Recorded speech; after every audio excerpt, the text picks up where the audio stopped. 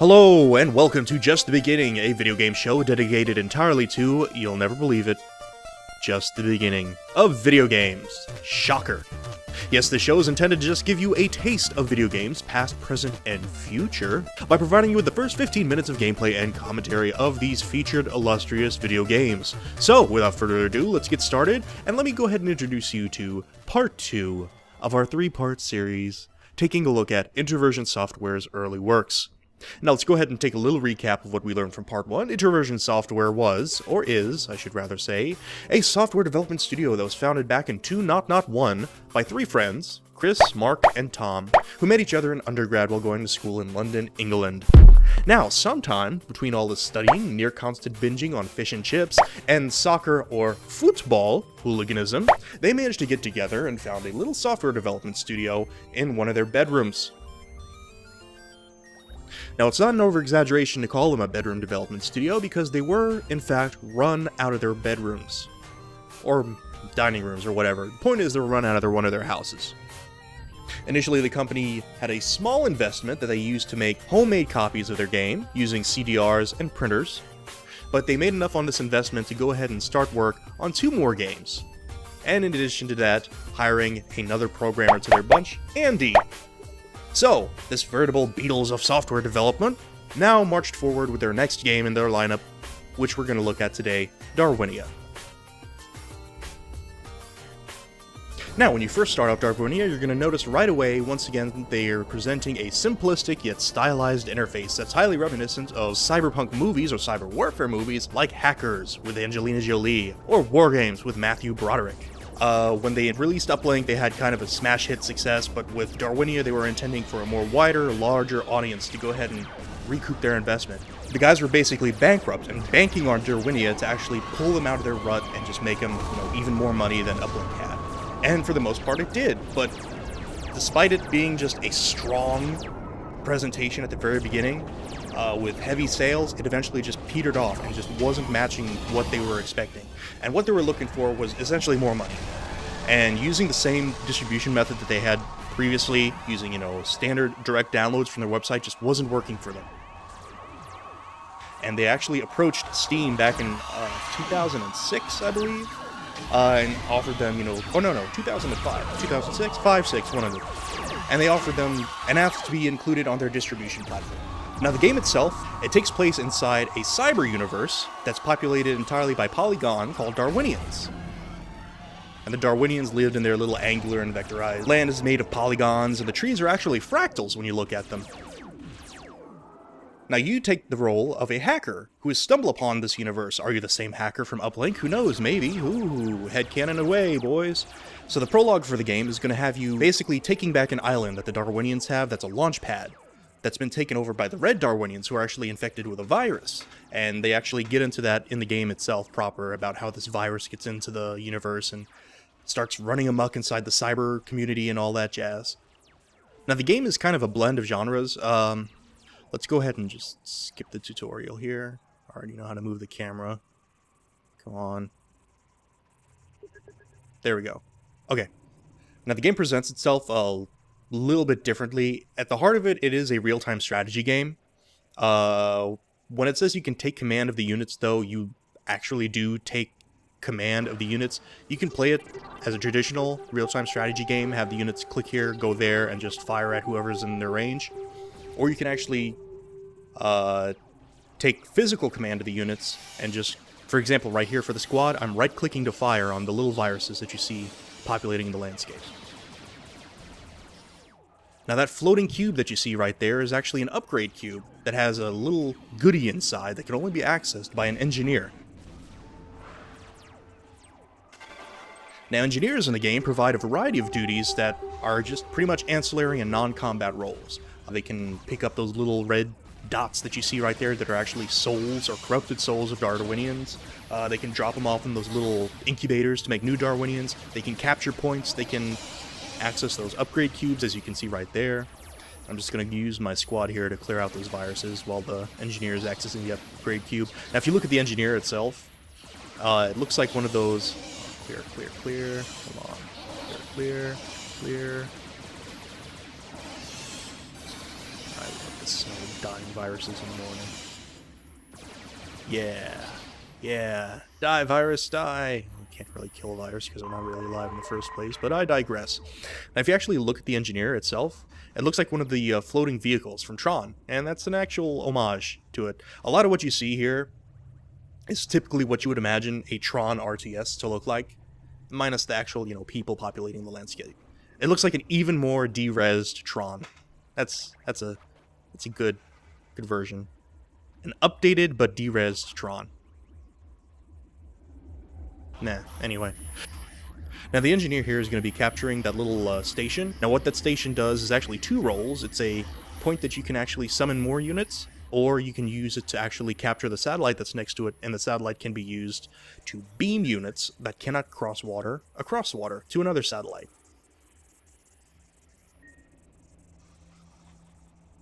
So now that I actually have control of the satellite here, I'm going to use it, aim it at the satellite there. Pow. There we go. Deselect with space, and I'm going to use my squad and beam them across the way there. And as you can see, my engineer gathering up those little spheres. Or not even spheres, diamonds. Diamondoids. Cuboids. Slanted cuboids.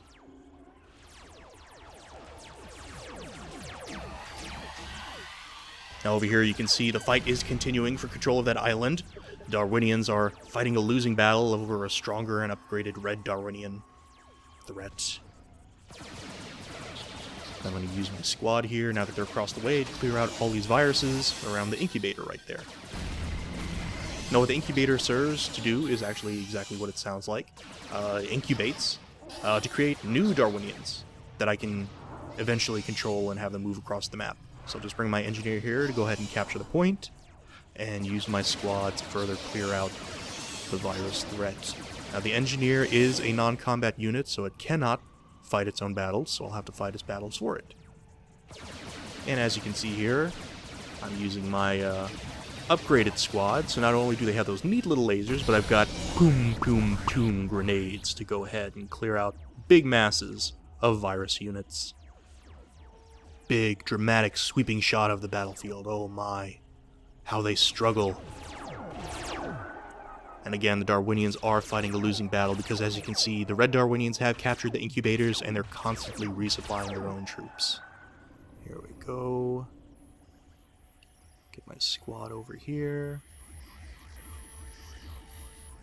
Big, dramatic landscape. Now, the game itself is very, very, very low demand in terms of resources. I can honestly not think of a time where the game slowed down or stuttered to where it was visible whatsoever. I mean, I'm running on it's an okay laptop. Again, this game was made back in 2005, so you're looking at a pretty low demand specifications for to run this game.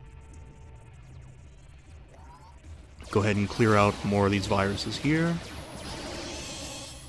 And go ahead and capture that little upgrade node, and there are my little Darwinians, as you see, popping out of the incubator.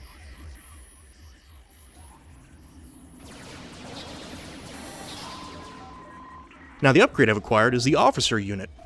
Basically the officer unit, instead of selecting, and as look on my left here, you can see that I've got the unit for the engineer and the unit for the squad. The units for officers actually don't take room in my task manager. No, I don't want to create a new engineer. Do I? Yeah, I do. There. Have him upgrade. Grab a few of those spheres over here and take him back to the incubator. That's a good idea.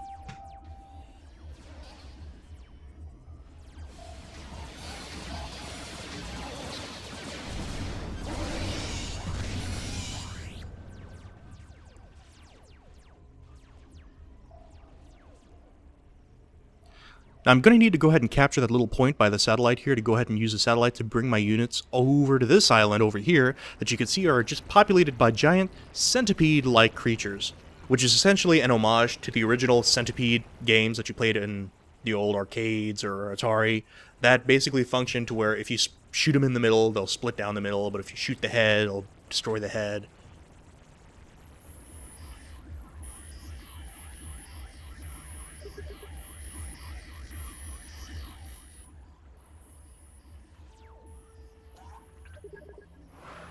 Now, the officer here serves to actually lead the Darwinians.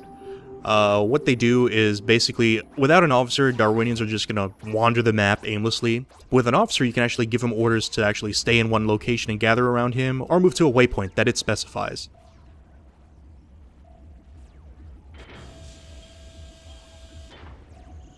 I'll go ahead and point the radar dish to the other radar here, make another squad, and I'll go ahead and beam them all over to the other island to take down the centipedes. Now, the engineer is actually not tied to land, so it can float effortlessly over the cyber water to make it to the other cyber island. Clear out the centipedes. Try to make good use of my grenades, but a little harder to aim at. There you see the centipede splits if you shoot it right in the middle. There we go. There we go. Good AoE. Good AoE. Take him to fight the centipedes. Showdown in the fractal trees. Over as a distraction and send my other squad here that I'm actually going to take control of. Fire on them. Good, good, good gravy. Now, something to note here is that there is no friendly fire for the squads in terms of the lasers, but for the grenades, you want to be especially careful because AoE does affect friendly units in addition to enemy units. Now, let's take a look at the other island here, and it is populated by dense populations of viruses in addition to... Ooh, here we go. 2 centipedes. And there's an incubator too as well, so it'll make it a little easier.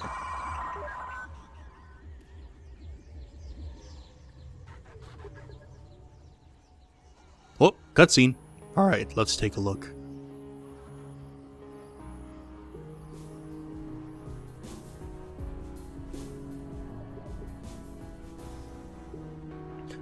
Another thing to point out about this game is that as you advance through the game, you actually notice the Darwinians' behavior change and evolve throughout the game.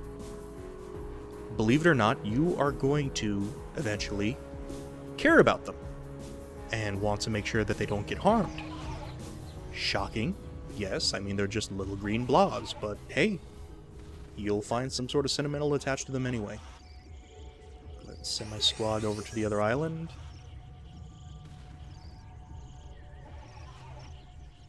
And get ready for the shitstorm that's about to commence.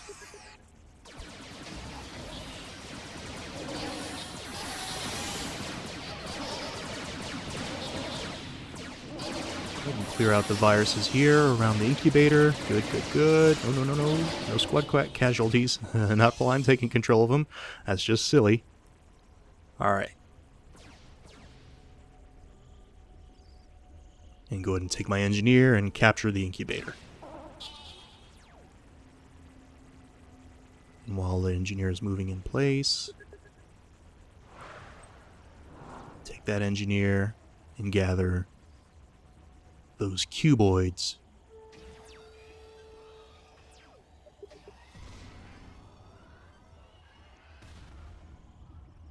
And while that's going on, I'll go ahead and take my officer and go ahead and start leading my Darwinians over to the first power junction here.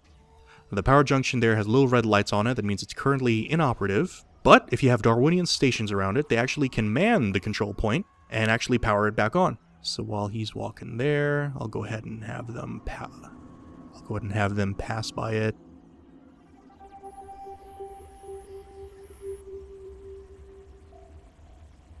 Now, it's a bit of a departure from traditional RTSs. There is no resource management, and you can basically spawn as many units as you need to. Go ahead and clear these viruses out. Ooh, good, good. Bunches of them. Leave them to their own devices. Go ahead and go back here and see how my little Darwinians are doing. Yep, they're powering on those little solar panels. Not only the Darwinians are advanced AI, but they're also eco-friendly. Because even in their cyber universe, where sun doesn't really exist, they still use solar power. You do it. You do it, you little green eco-bastards. Oh, the squad's taking casualties. Go ahead and take control of this one. Clear out all the viroids. Virii.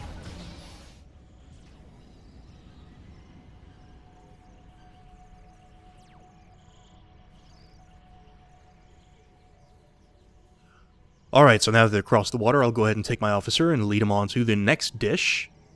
Past the fractal forest. The forest of fractals. The enchanted fractal forest. to the dish over here. I hope they don't get stupid, because they will fall into water and drown away from the shore's edge. I mean, Darwinians are kind of smart, but they're also kind of stupid at the same time. They're little cyber Pikmin. Now, while officers can't take up space in my task manager, they can't be created if I have a full one. So there is a bit of strategy involved to where you can take, to where you choose to upgrade your units for one thing, and when you can create your units for another. Let me see if I can stick with just using one officer for now. Now, if you look over there, because I captured all the power points, an engine is working, and it's pumping fuel to the ship.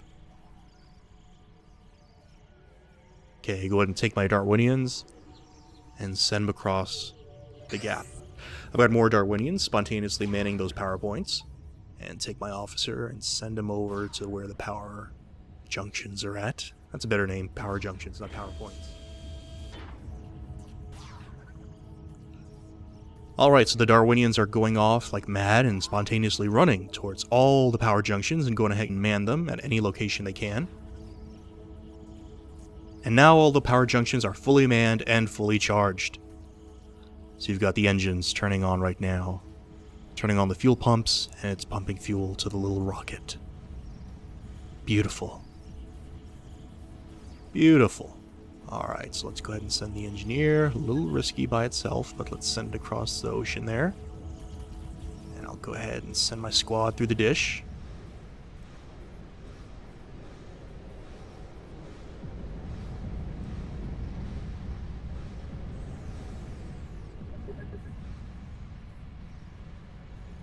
Alright, so once I go ahead and clear this island, I should be able to go ahead and take control of the rocket.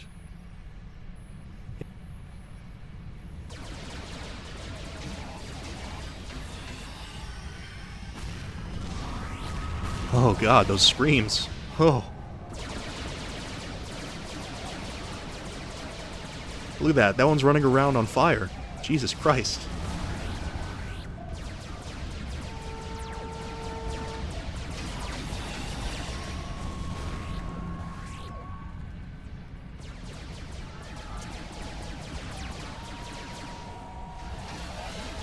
A neat thing to notice is that the actual AI of the Darwinians makes sense. So as you can see, they'll run away from grenades if you launch them, which is kind of a cool thing when you think about it, considering this game was made back in 2005. I mean, you've got AI in modern shooters that don't run away from grenades, and meanwhile you've got little tiny polygons running away from obvious threats. That's quite an achievement when you really think about it. Alright, so now the island is fully under green Darwinian control, capturing all the little spawn points that the Darwinians can come from. I now have the task of capturing the rocket, or launching the rocket rather. There we go. And how do we do that? That's a good question. I'm assuming they want us to go ahead and fill the rocket up with Darwinians. And that is indeed the case. Going to go ahead and let the Darwinians do their own thing without the officer walking around giving them orders. They can go ahead and fill it up on their own. So let's go ahead and take a look at the island over here. Let's make another officer to go ahead and take these Darwinians and bring them over the island. Oh, and it looks like the rocket is fully manned and fully fueled. It's going to launch our Darwinians to go ahead and explore the rest of cyberspace. Here comes two.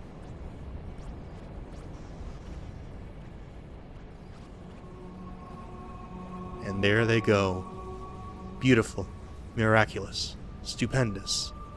Words fail me. Should have brought a poet. Ah. Onwards, you beautiful explorers of cyberspace. Onwards, Darwinians, and explore to your heart's content. Cyberspace, the final frontier. And there you have it, just the beginning of Darwinnia. The actual game itself is a little more complex and in-depth than that, as this is just the prologue, or what was originally the demo of this game. How did the Darwinians come to be such an advanced AI? How did the viruses come to try and take over the world as they know it? Will you develop an emotional attachment to the Darwinians? I don't know, you gotta play the damn thing. Because this is just the beginning.